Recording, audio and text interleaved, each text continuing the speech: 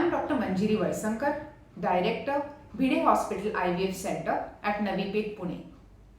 Today, I am going to speak with you regarding the IVF technology or what is called as the test tube baby technology.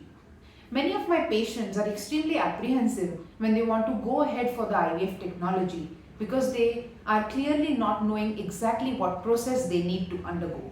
So today, let us speak a few words about the exact procedure which is followed when we subject the patient to IVF. Now, people who cannot naturally conceive have to undergo the test tube baby treatment, in which there are various treatment modalities like IVF, ICSI or ICSI, freezing, blastocyst, embryo transfer, and so on and so forth. So to simplify this and demystify such a complex topic, let me take you through the entire process how the patient has to undergo.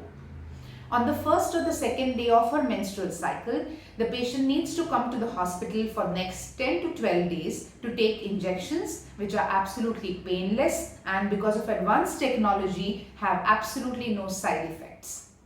Once she takes these artificial injections, we have follicles, or in simple languages, eggs which are created in both the ovaries, which are around 8 to 10 on either sides, and in the next 12 days, once the patient takes injections, she is then subjected to an operation which is known as ovum pickup, which is done under full anesthesia. The patient has to stay for 6 to 8 hours during this entire procedure and is absolutely fine by the end of the surgery. In this surgery, we take out the eggs which we have created through the vagina without any cut or stitch on her body, and these eggs are taken and they are fertilized artificially with the help of her husband's sperm, which is taken at the same time. Once the fertilization is done, the embryo or the baby which is resulting is kept in an incubator which is having the similar temperature or atmosphere like the human uterus. Now when the baby grows from the 3rd day to the 6th day, we culture the baby till it forms a good healthy 6th day blastocyst. And once the blastocyst is formed, we can transfer this child in the uterus of the mother right away without giving anesthesia.